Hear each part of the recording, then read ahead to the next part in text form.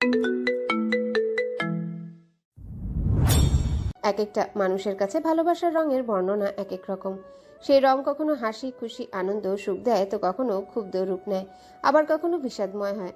বিষাদময় রংটা হয় কঠিন, গাঢ়, ভারী, যেটা হৃদয় ভেঙে টুকরো টুকরো করে দেয়।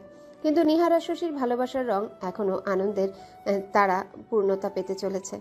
তাদের ভালোবাসার একটা নাম হয়েছে। কথাটা হঠাৎই চোখ বুজে পড়ে থাকা নিহারের মস্তিষ্কে এসে হানা দিল।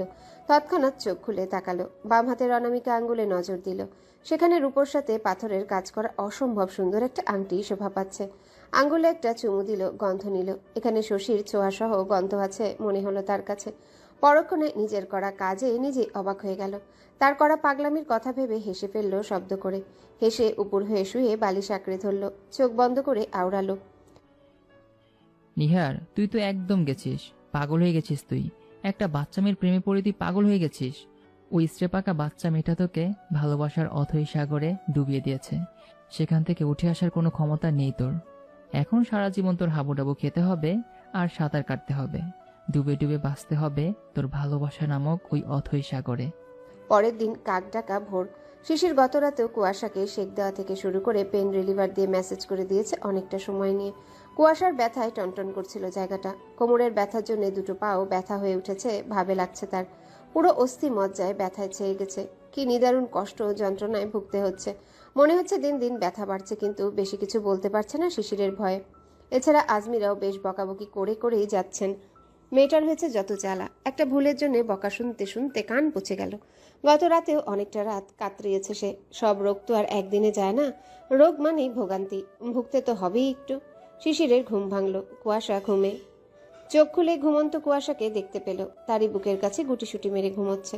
কিছুক্ষণ দেখে কুয়াশার গলার মাঝে মুখ ডুবিয়ে গাঢ় একটা চুমু দিল। নড়ে চড়ে উঠল কুয়াশা, হাসলো তা দেখে। উঠে পড়ল সে। সকাল 8টা। নিচে কুয়াশা বাদে সকলে খাবার খাচ্ছে। বৃষ্টি কনসিভ করার পর থেকে সকালেই খেয়ে নেয়। ঘন ঘন খিদে পায় তার, কিন্তু অল্পও খেতে পারে। এই জন্য শাশুড়ি ঘন ঘন খেতে বলেছে। বৃষ্টির দিকে জাকিয়ে খুবই যত্নশীল। এছাড়া আজমিরা অনেক যত্ন নেন বৃষ্টির। সিঁড়ি ভেঙে বেশি ওঠানামা করতে দেন না। আম্বিয়া স্কুলে থাকে, বেশি কিছু করতে পারেন না। তবে এসে ফ্রিলি অনেক পরামর্শ দেন তিনি। প্রথম প্রেগন্যান্সিতে সব মেয়েরাই অজান্তা থাকে, সেগুলোই তিনি সুন্দর করে বুঝিয়ে দেন। কিভাবে চলতে হবে না হবে সব বলেন কাছে বসিয়ে। আম্বিয়া মানুষটার ব্যবহার অমায়িক, কিন্তু একটু ইন্ট্রোভার্ট স্বভাবের, তবে খুব বেশি না। এই বাড়িতে জায়েদের মিল ভাইদের মেলবন্ধন ধরে রাখার একমাত্র কৃতিত্ব জাকিয়ার। তিনি সর্বপ্রথম এ বাড়িতে এসে এই বাড়ির প্রতিটা মানুষকে নিজ হাতে গড়েছেন, বেঁধেছেন। দুই যা যখন বিয়ের পর এসেছিলেন, তিনি নিজে সব বুঝাতেন। সংসারে সকলের সাথে মিলেমিশে থাকার উপদেশ দিতেন। এছাড়া তিনি নিজেও অমায়িক ব্যবহার করতেন, যা আম্বিয়া আজমিরা কেউই উপেক্ষা করতে পারেনি। আসলে কথায় বলে না, বড়দের দেখেই ছোটরা শিখে। আর সেই জিনিসটা এই বাড়িতে ঘটেছে। জাকিয়া বড় যা তার থেকে বাকি দুটো শিখেছে। তিনি বাড়ির প্রতিটি কোণা দেয়াল সদস্য নিজের মতো করে বেঁধে রেখেছেন। কখনো জায়েদের সাথে হিংসা বিবাদ করেননি, কাউকে করার সুযোগও দেননি। এভাবেই বছরের পর বছর চলতে চলতে এখন এত ভালো মেলবন্ধনটা এই বাড়ির অভ্যাস হয়ে গেছে। জাহিদ মালিথা আজ চলে গেলেন। সকলে সকলের গন্তব্যে গেলেন। শিশির খেয়ে উপরে এলো। সে ক্যাম্পাসে যাবে, শনিবার থেকে পরীক্ষা তার। উপরে এসে দেখলো আজমিরা খাওয়াচ্ছেন একমাত্র মেয়েকে। মেয়েটা অসুস্থ হলে এভাবেই তিনি মেয়ের যত্ন নেন, আবার বকেন। মায়েদের মন কি না। শিশির এসে প্রয়োজনীয় জিনিস নিয়ে আজমিরার উদ্দেশ্যে বলল, ছোটামো, তোমার মেয়ে যেন তিরিং বিরিং না করে বেড়ায়, আর নিচে যেন না যায়। প্রয়োজন ছাড়া নিচে নামতে দেবে না, ঘরেই যেন থাকে। ঔষধগুলো ঠিকমতো খাইয়ে দিও, আর দুপুরে গরম পানির শেক সহ পেইন রিলিভার দিও। আমার আসতে লেট হবে, আজ রাতও হতে পারে। বলেই এবার কুয়াশার উদ্দেশ্যে বলল, যেগুলো বললাম একটাও এদিক ওদিক করবি না। ভাঙা কোমর অবধি আমি নিয়ে যাব। বলে চলে যেতে যেতে দুজনেরই উদ্দেশ্যে বলে গেল। দাঁড়ালো না আর। আজমিরা মিটমিট করে হাসছেন, আর কুয়াশা কাঁদো কাঁদো হয়ে বসে রইল। মানে সারাদিন এভাবে বিছানায় পড়ে থাকতে হবে, এটা কি ভালো লাগে? বলল, হেসো না তো, ওই বুনোলটার সাথে বিয়ে দিয়ে আমার জীবনটা তেজপাতা করে দিছো। অন্য ছেলের সাথে বিয়ে হলে এত শাসন শুনতে হতো না। আজমিরা ধমকে বললেন, এই, কথা ঠিক কর। স্বামী সে তোর, শাসন করার সেই করবে। ভালোবাসার মতো বাসবে, শাসনও করবে। এটাই স্বামীদের অধিকার। বেশি এড়িতেড়ি করবি না। যা বলে গেল মানার চেষ্টা করবি। কতটা চিন্তা হয়েছে তোর প্রতি দেখেছিস? বলেছিলাম না, ছেলে আমাদের লাখে একটা। মানতে পারলে সুখী হবি। মিলল তো? কুয়াশা প্রত্যুত্তর করলো না, মায়ের কাঁধে মাথা রাখলো। বড়দের কথায় ফলে গেছে, মেনে নেবার পর থেকে জীবনের প্রতিটা দিন রঙিন হয়। আজমিরা কিছুক্ষণ কথা বলে ওষুধ খাইয়ে রিলিভার দিয়ে মেসেজ করে দিয়ে চলে গেলেন। বলে গেলেন বৃষ্টিদের পাঠিয়ে দিচ্ছে গল্প করার জন্য। রাত 9টা বেজে গেছে। শিশির সে সময় বাড়ি এলো। এসে ঘরে ঢুকে দেখলো কুয়াশা নেই। শিশিরের মেজাজটাই গরম হয়ে গেল। ওকে বলা হয়েছে হাঁটাহাঁটি করবি না, আর সেই কাজই বেশি করে করছে। চেঞ্জ না করে ঘর থেকে বের হবার সময় দেখলো কুয়াশা আসছে। শিশিরকে দেখে বলল, এত লেট হলো কেন আজ? তোকে মানা করা হয়নি হাঁটাহাঁটি করবি না? এই কার ভালোর জন্য আমি বলছি? হ্যাঁ, আমার ভালোর জন্য। তোর কি ইচ্ছে হয় না একটা কথাও মেনে চলতে? চল তুই তোর মতো যা ইচ্ছে কর, চোখের সামনে থেকে দূর হ। রেগে ধমকে কথাগুলো বলে ওয়াশরুমে চলে গেল। কুয়াশা বিস্ময় নিয়ে তাকিয়ে রইল। সে তো হাঁটাহাঁটি সারাদিন করেইনি। সারাদিন শুয়ে থেকে পিঠ লেগে গেছিল বলে নিজের ঘরে গিয়ে উপন্যাস বই পড়ছিল, সেটাও শুয়েই। এইটুকু হাঁটাহাঁটি না করলে কি করে হবে? মানা করেছে বলে কি পঙ্গু হয়ে বসে থাকতে হবে? আর কথা না শুনে এর রাগ ঝেড়ে চলে গেল। তারও রাগ হলো, সেও গাল ফুলে বিছানায় শুয়ে পড়ল। থেকে থেকে ব্যথা ফিরছে, শুধু এখনো ব্যথা আসছে, তাই চোখ বন্ধ করে পড়ে রইল। শিশির সাবান নিয়ে বেরোলো। কুয়াশাকে শুয়ে থাকতে দেখে আবার মেজাজ তুলল। এখন শুয়ে আছিস কেন? যা ধেই ধেই করে বেড়া। বলেই চলে গেল নিচে। রাতে এখনো খায়নি সে। কুয়াশা কোনো কথাই বলল না, শুয়ে রইল। খারাপ লাগছে অযথা বকা শুনে। দোষ যেখানে করেইনি সে। সুস্থ থাকলে বোধহয় এই না জেনে বকার শাস্তি দিয়ে দিত শিশিরকে। সবসময় বুনো উল্টাকে বলা হয় সঠিকটা জেনে রাগ দেখাতে, ও এরকম করবে। কিছুক্ষণের মাঝে শিশির এলো। 10টা বেজে গেছে। খেয়ে এসে পড়তে বসলো। অনেক কিছু বাদ পড়ে আছে, 3-4টা দিনে অনেকটা পিছিয়ে গেছে। মাথাটা এমনিতে সারাদিন রোদে রোদে ঘুরতে ঘুরতে গরম হয়েছিল, তার উপর কুয়াশাকে নিচে বেড়াতে দেখে আরো গরম হয়েছে। রাগ নিয়ে দরজা দিয়ে টেবিলে বসলো। কুয়াশা সবই দেখলো, কষ্ট পেল কেন জানি এমন ব্যবহারে, যেটা এই পর্যন্ত হয়নি। ভালোবেসে বলি কি এমন হচ্ছে? রাত 11টার দিকে শিশির পড়ছে এখনো। সে সময় গোঙানির আওয়াজ পাচ্ছে। পেছনে ঘুরে দেখলো কুয়াশা কোমর ধরে কাতরাচ্ছে। ব্যথা নিশ্চয়ই বেড়েছে, বাড়বেই তো। ধেই ধেই করে বেড়ালে এমন তো হবেই। মেজাজটা আবার গেল চড়ে তার। এই বেয়াদবের জন্য সে খেটে খেটে মরছে, আর সে তার একটু কথাও শুনবে না। সারাটা দিন পর বাড়িতে এসে এগুলো এখন সহ্য করতে হবে? এই বেয়াদবটাকে বিয়ে করে পর্যন্ত তার নানান চিন্তার শেষ নেই। এর জন্য ক্যারিয়ার গড়া তোড়জোড় করতে হচ্ছে, নানান চিন্তা করতে হচ্ছে, যেটা সে তার এতগুলো বছরেও করেনি। বাপের হোটেলে শান্তিতে খেয়েছে আর লাইফটা এনজয় করেছে, আর এখন এটাকে বিয়ে করে তার চিন্তা তো শেষ। নিকই সাথে লাইফটাকেও প্যারাময় করে তুলছে।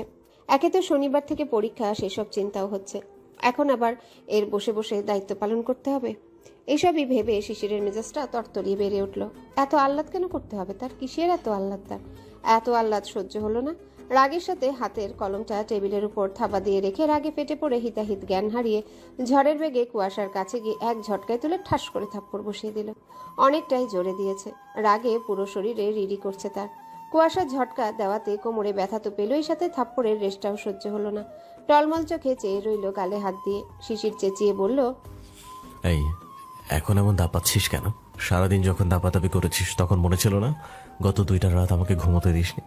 রাত জেগে তোর সেবা করেছি, অস্থিরতা দেখিয়ে ব্যথা কমানোর চেষ্টা করে চলেছি। এসব কিছুই মনে হচ্ছে না তোর? কোনো মূল্য নেই। এত আহ্লাদ কিসের তোর? এত বড় মেয়ে হয়ে গেছিস, তবু তোর আহ্লাদ কেন গেল না? কিসের আহ্লাদ দেখাস তুই?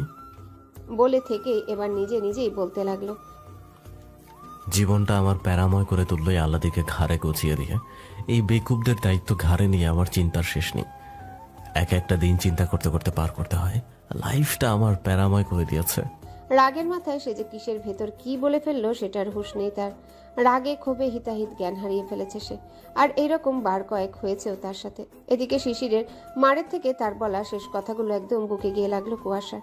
বুকের ভেতর সব ভেঙে আসতে চাইলো, কেউ যেন বুকটা ভেঙে দিতে লাগলো। শুয়ের ন্যায় ফুটতে লাগলো বুকে।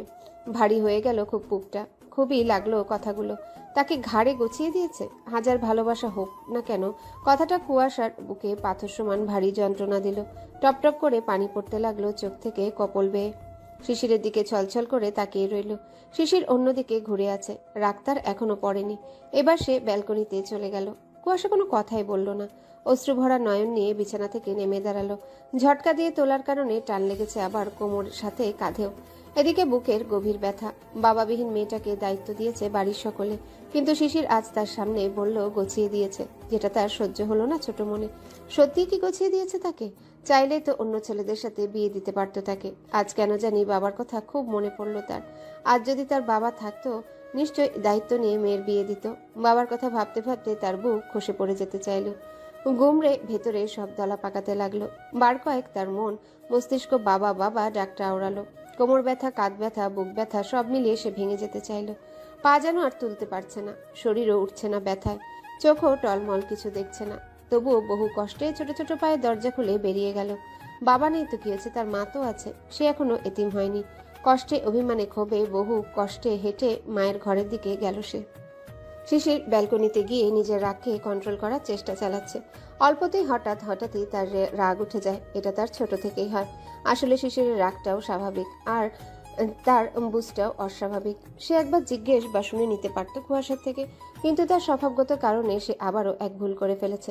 সারাদিন পর বাড়িতে এসেছে, বাইরে নিজের প্রয়োজনে রোদে রোদে ঘুরেছে, এরপর আবার কুয়াশার জন্য চিন্তাও হয়েছে। নিজের লাইফের সাথে এখন কুয়াশার লাইফ জড়িয়ে গেছে। এখন না চাইতেও তার কুয়াশার কথা ভাবতে হয়, কারণ সে তার বউ। বউয়ের অসুস্থ শরীর রেখে বাইরে ছিল, সারাদিন খোঁজখবর নেওয়ার সময় হয়নি। বাড়িতে এসে একটু চোখের সামনে বউটাকে সুস্থ হতে দেখবে, কিন্তু সে এসে বউকে ঘরে পায়নি, এটাই আরো রাগের কারণ হয়েছে। সে তো সারাদিনের কথা জানতো না। ভুল মানুষ মাত্রই হয়, কিন্তু তার অস্বাভাবিক আচরণটা হচ্ছে সে পরেও শান্ত হয়ে জিজ্ঞেস না করে কঠিন কথা শুনিয়ে ফেলেছে। আসলে রাগ মানুষকে প্রচুর হিংস্র করে তোলে। রাগের মাথায় অনেক মানুষই অনেক কথা বলে ফেলে, খারাপ কাজ করে ফেলে, আর সেটা যখন রাগ পড়ে যায় তখন বুঝে উঠে আফসোসের শেষ থাকে না। নিজের উপরই নিজের রাগ ওঠে তখন। হিংস্র রাগটা অতিরিক্ত ভয়ঙ্কর, যা সংসার বলো আর জীবন বলো শেষ করতে খুব বেশি সময় নেয় না। এই জন্য রাগ উঠলে সেটাকে কন্ট্রোল করার অদম্য শক্তি থাকতে হবে, যেটা রাগত মানুষের বিশেষ গুণ বলে গণ্য করা যাবে। তাহলে সবকিছু থেকে সমাধান পাওয়া যাবে। রাগ নামলে নিজের ভুল স্বীকার করতে হবে, সমাধান করতে হবে। রাগ থাকা ভালো, কিন্তু সেটা পুষে রাখা ভালো না। শিশির রাগ করে হিতাহিত জ্ঞান হারিয়ে ফেলে, তবে ওর একটা বিশেষ গুণ আছে, সেটা হলো পরে নিজের ভুল বুঝতে পারে, রাগ কন্ট্রোল করতে পারে। থাকে না কিছু মানুষ এমন, যারা রেগে গেলে বাঘ আর রাগ পড়লে বিড়াল, ঠিক তেমন। বেলকনিতে দাঁড়িয়ে জোরে জোরে নিঃশ্বাস নিচ্ছে আর ফেলছে সে। এরপর হঠাৎ মস্তিষ্কে কিছু একটা বাড়ি দিল, আর সেটা ধারণ করতেই বুকের ভেতর কাঁচ ভাঙার ন্যায় টুকরো টুকরো হয়ে গেল। বুকের মাঝে জ্বালা শুরু হলো, তীব্র ব্যথা অনুভব হলো, চিনচিন করছে। সে যে রাগের মাথায় কি বলে ফেলেছে কুয়াশাকে, এখন বুঝে আসলো তার। মেয়েটাকে সে ভালোবাসে, খুব ভালোবাসে। তা না হলে কি আর এখন কষ্ট বুঝতে পারতো? আগে তো হয়নি এমন। আগে তো কত মেরেছে আর বাজে কথাও বলেছে, খোঁটা দিয়েছে, সেগুলো কুয়াশা কখনো গায়েও মাখেনি। আর আজ সে কতগুলো খারাপ কথা বলে ফেলেছে, যেগুলো আগের বলার থেকে অনেক আলাদা। এখন এগুলো বলা মানে কথার ধারা আলাদা। সম্পর্ক বদলেছে তাদের। এখন বউ সে তার। সব থেকে বড় কথা, তার ভালোবাসা সে। রাগের মাথায় বলে দিয়ে কতটা কষ্ট দিয়ে ফেলেছে বউটাকে এখন বুঝতে পারছে। নিজের উপর খুব রাগ উঠল, দুহাতে নিজের চুল খামচে ধরল। রেলিং এর উপর ডান হাত দিয়ে বার কয়েক বাড়ি দিল জোরে জোরে। বুক ভারী হয়ে এলো। বউটা যে তার খুব আহ্লাদী, সেটা ছোট থেকেই। এটা নতুন কিছু না। একমাত্র মেয়ে সকলের কাছে আহ্লাদী হবে, এটাই স্বাভাবিক। আরও হবে আহ্লাদী তার বউ, সকলের আহ্লাদীই থাকবে। তারও আহ্লাদী বউ তার কাছে আহ্লাদ করবে, যত খুশি করবে সে সহ্য করবে। তার একমাত্র আহ্লাদী বউয়ের আহ্লাদ সহ্য করবে না তো কি করবে? ভাবতে ভাবতে বুকটার উপর হাত দিয়ে বার কয়েক ডলা দিল। বউয়ের কষ্টের কথা ভেবে তারও কষ্ট হচ্ছে এখন। আরও কিভাবে ঝটকা দিয়ে তুলল। এমনিতেই বউটা অসুস্থ, লেগেছে নিশ্চয়ই। ভেবে আর এক পলও থামলো না। জানে শরীরে ঝড় বইবে, তবুও যেতেই হবে। ওই আহ্লাদিকে ছাড়া তার এক পল একটুও চলবে না। ভালোবাসার মানুষকে কত কিছু করায় চিন্তা করা যায়। কখনো ভেবেছিল ওই ছেলেটা যে তার ভাষায় ওই গোবরঠাসা নামক মেয়েটার জন্যে সেও তড়পাবে, তার কষ্টে সেও বুকে ব্যথা অনুভব করবে। ভালোবাসা কতটা গভীর হলে একে অপরের কষ্ট নিজের বুকে অনুভব করতে পারে। কুয়াশা এসে মায়ের ঘরে নক করে, কোনো কথা বলেনি, শুধু নক করেই চলে। আজমিরা এসে দরজা খুলে মেয়েকে অস্বাভাবিক অবস্থায় দেখে আতকে ওঠে। হাজার কথা জিজ্ঞাসা করে, শরীর বেশি অসুস্থ লাগছে কিনা জিজ্ঞেস করে। কিছুই বলে না মেয়ে, শুধু টপ টপ করে অশ্রু ফেলে। এরপর মাকে বহু কষ্টে ভাঙা ভাঙা কণ্ঠে বলে, আম্মু তোমার কাছে ঘুমোবো একটু। আজমিরা কি বলবেন ভেবে পায় না। কিছু কি হলো? কিন্তু তার চিন্তার মাঝে মেয়ে তার বাবা বলে ডেকে ওঠে। আজমিরা বুঝে মেয়েটার বাবার কথা মনে উঠেছে। আজমিরা অস্থির হয়, জড়িয়ে ধরে মেয়েকে, আগলে নেয় বুকে, দরজার কাছ থেকে নিয়ে বিছানায় আসে, নিজে বসে মেয়েকে বুকে জড়িয়ে ধরে। তার বুকেও তোলপাড় হয়। এক মেয়ের কষ্ট দেখে দুই স্বামীর কথা ভেবে। স্বামী হারা সে, তার সন্তান তাদের বাবা হারা। এই পথ কি খুব সহজ? অতিশয় কঠিন তো। যারা এই পথ পার করে তারাই একমাত্র এর মর্ম জানে, বুঝবে। আজমিরা মেয়েকে নানান কথা বলে, সারা মুখে চুমু আঁকেন, তবুও মেয়ে বুক ফাটা কষ্ট নিয়ে ফুপিয়ে চলে। গুমড়ে ডুকরে কাঁদে, বাবা বাবা বলে ডাকতে থাকে। তার বাবা আসুক তার কাছে। এসে মেয়ের ছায়া হোক, আদর দিক, দায়িত্ব নিক। সে এখন খুব করে চাচ্ছে বাবাকে। কারো ঘাড়ে গছিয়ে দেওয়া পাত্রে সে হতে চায় না। কথাটা ভাবতেই বুক ছিঁড়ে আসে, শরীর ভেঙে আসে, ব্যথায় কাতরাতে থাকে। মায়ের কোলে শুয়ে পড়ে, পেটে মুখ গুজে ফুপিয়ে চলে, বলে, আম্মু, বাবা কেন চলে গেল আমাদেরকে একা ছেড়ে? বাবা থাকলে আমরাও সকালের মতো চলতে পারতাম, তাই না? বাবা আমাদের দায়িত্ব নিত, আমাদের ইচ্ছে পূরণ করত, আমরাও এই বাড়িতে জোর দেখাতে পারতাম, অধিকার নিয়ে মতামত দিতে পারতাম। ও আম্মু, আল্লাহ আমাদের বাবাকে কেন নিয়ে গেল? আমার না বাবার কথা খুব মনে পড়ছে আম্মু। ছোটবেলায় বাবার কোলের মাঝে শুয়ে ঘুমাতাম না, ওরকম ইচ্ছে করছে এখন। বাবা আমার মাথা হাত রেখে ঘুম পাড়িয়ে দিত। আমার খুব মনে পড়ছে আম্মু। একটাবার যদি বাবাকে পেতাম আর যেতে দিতাম না, বিশ্বাস করো, আর কখনো যেতে দিতাম না। কিন্তু বাবা তো না ফেরা দেশে আসবে কি করে? সেখানে ঠিকানা তো নেই আম্মু।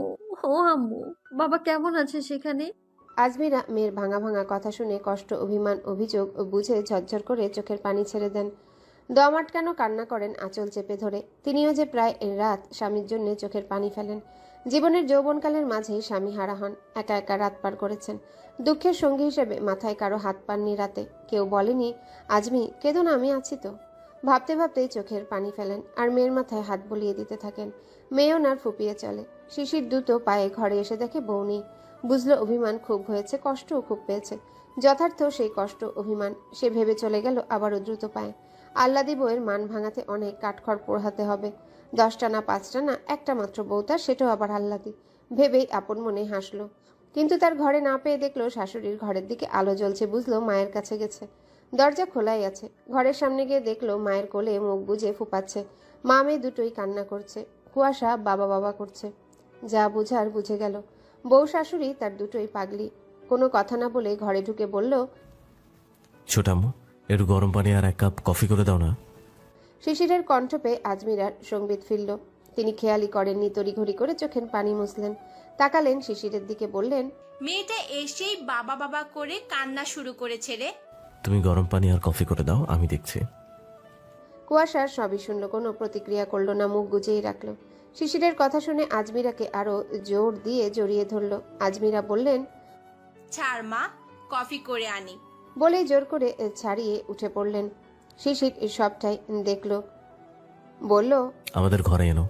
আজমিরা সম্মতি দিয়ে চলে গেলেন। কুয়াশা অন্যমুখ হয়ে বিছানায় মুখ গুজে পড়ে রইল। আজমিরা যেতেই শিশির এক পলও দেরি করল না। তৎক্ষণাৎ অতি সাবধানে কোলে তুলে নিল বউকে। কুয়াশা কোনো প্রতিক্রিয়া করল না, ফুপিয়ে আবারও কেঁদে দিল। শিশিরকে ধরলও না পর্যন্ত। শিশিরের বুকটা ভারী হয়ে এলো। কুয়াশাকে গুমড়ে কাঁদতে দেখে তারও মুখ চোখ লাল হয়ে গেল। নিজের উপর রাগ হলো। কতটা কষ্ট পেয়েছে যে বাবা বাবা বলে কাঁদছে। এতটাই আঘাত লেগেছে যে বাবার অপূর্ণতা টের পেয়েছে। ভেবেই বুকের সাথে চেপে ধরল বউকে। আগলে নিল তার আহ্লাদি বউকে। ঘর থেকে বেরিয়ে এলো। কুয়াশা ফুপাতে ফুপাতে নিজের কষ্ট, যন্ত্রণা, শরীরের ব্যথা, ক্ষোভ, অভিমান, অভিযোগ এই সমষ্টি জিনিস শিশিরের কাঁধের উপর ঝাড়ল। শিশিরের কাঁধের উপর দাঁত বসিয়ে দিল। শরীরের সর্বশক্তি দিয়ে কামড় দিয়ে ধরে রাখলো। শিশির হাঁটতে হাঁটতে সেটা সাদরে গ্রহণ করলো, কোনো প্রতিক্রিয়া করলো না। সে জানে তার বউয়ের রাগ হোক আর অভিমান হোক, কামড়ানোর স্বভাব আছে। কামড়ের মাধ্যমে তা নিরাময় করে। কামড় দিয়ে ধরেই রাখলো সে। দাঁতে দাঁত চেপে সেই ব্যথা হজম করছে শিশির। কুয়াশা ছাড়ল না। শিশির হাঁটতে হাঁটতে কামড় দিয়ে ধরে রাখা কুয়াশার কপালে চুমু আঁকলো গভীর একটা। কুয়াশা এবার দাঁত আলগা করে দিল। কামড় দেওয়া বন্ধ করে সেখানে ওইভাবে মুখ রেখে ডুকরে উঠল। শিশির দ্রুত পায়ে সে দরজা দিয়ে বউকে নিয়ে শুয়ে পড়ল। অতিরিক্ত লাইট বন্ধ করে দিয়ে জিরো লাইট দিল। কোলের মাঝে বুকের সাথে চেপে ধরল। কপালে চুমু দিল, ঠোঁট দাবিয়ে বলল, এই আল্লাহ দেব, সরি। কুয়াশার কোনো রেসপন্স নেই। সে নীরবে বুকে মুখ গুজে পড়ে রইল। সে আবারও বলল, বলেছিলাম তো, আমি মারবো, আমি আদর করব, শাসন আমি করব, সব অধিকার আমার। কুয়াশা কোনো কথা বলল না, ফুপিয়ে চলল। শাসন করা এক জিনিস আর মনে আঘাত দিয়ে কথা বলা এক জিনিস। তার কোনো কথা না পেয়ে শিশির আবারও বলল, আরে ওরকম বলতে চাইনি আমি, বিলিভ মি। রাগের মাথায় বলে ফেলেছি, ভুলে যাস না, আর কখনো বলবো না। কুয়াশা আবারও ডুকরে উঠল। শিশির এবার কুয়াশার মুখ তুলে সারা মুখে ছোট ছোট চুমু দিয়ে ভরে ফেলতে লাগলো। বলল, এই যে, আর কাঁদিস না লক্ষ্মীটি, আমার আহ্লাদি বউ তুই, আহ্লাদি থাকবি, আমার কাছে আহ্লাদ করবি, আমি মাথা পেতে নেব, সহ্য করবো সব, আমিই তোর সব। বাবার অপূর্ণতা কেন মনে করবি তুই? আমি আছি না। সারা মুখে চুমু দিল, কিন্তু কুয়াশা বরফের মতো পড়ে রইল। কোনো রেসপন্স দেখালো না। উপরে আদর দিয়ে কি হবে, লেগেছে তো তার ভেতরে। শিশির কুয়াশার পানি পড়তে থাকা বন্ধ চোখের পাতায় চুমু আঁকলো। ওর মুখের দিকে তাকিয়ে বলল, এই শোনা, সরি তোরে। কুয়াশা এবার চোখ খুলে তাকালো। লাল ফুলে ওঠা চোখ, নাকের ডগা ফুলে ফুলে উঠছে, লাল হয়ে আছে। পানির জন্য ঠোঁট কাঁপছে। শিশির দেখলো সব, চোখের দিকে তাকিয়ে আছে। চোখ থেকে গল গলিয়ে পানি ফেলতে ফেলতে বলল, আমাকে তোমার ঘরে গছিয়ে দিয়েছে সকলে। ভাঙা ভাঙা স্বরে দম আটকানো কণ্ঠে বলল। শিশির তা শুনে কুয়াশার সারা মুখে চোখে প্রগাঢ়ভাবে অবলোকন করলো একবার করে। পরে তৎক্ষণাৎ কুয়াশার ঠোঁটে ঠোঁট ডুবিয়ে দিল। ঠোঁট ডুবিয়ে অনেকটা সময় নিয়ে ধরে রেখে গভীর গাঢ় একটা চুমু খেলো। কুয়াশা কোনো প্রতিক্রিয়া দেখালো না, না নড়ল আর না কথা বলল। শিশির ঠোঁট ডুবিয়ে রেখে কুয়াশাকে দুহাতের বন্ধনীতে বন্ধ করে বুকের সাথে চেপে ধরল, যেন আজ কুয়াশাকে বুকের ভেতর ঢুকিয়ে নিবে। কিছুক্ষণ পর ছেড়ে দিয়ে কুয়াশার গাল বরাবর হাত রেখে তা স্লাইড করে কানের পাশে নিয়ে গেল। না শোনা, আমি রাগের মাথায় বলে ফেলেছি। সারাদিন বাইরে ছিলাম, এতটা ব্যস্ত ছিলাম তোর খোঁজও নিতে পারিনি। ভেবেছি বাড়িতে গিয়ে দেখব। এসে তোকে ঘরে না দেখে রাগ উঠে গিয়েছিল। আমি কত করে মানা করে গেলাম, তবুও তুই হাঁটাচলা করেছিস, এই জন্য রাগ উঠেছে। তোর ভালোর জন্যই তো বলছি না। আর ওই কথাগুলো একদম রাগের মাথায় বলে ফেলেছি। তোকে যদি আমি তেমনই ভাবতাম তবে কি আমি মেনে নিতাম তোকে, ভালোবাসতে পারতাম? ভুলে যা না ওসব। তোকে খুব ভালোবাসি আমার সোনা। কুয়াশা কেঁপে উঠল শেষ বাক্য শুনে। আজ প্রথম শিশিরের মুখে ভালোবাসি শব্দটা শুনল। এতদিন কাজে কর্মে ব্যবহারে বুঝিয়েছে, কিন্তু কখনো মুখে বলেনি। ছলছল নয়নে চেয়ে রইল শিশিরের দিকে। শিশির কপালে চুমু আঁকলো। কুয়াশা বলল,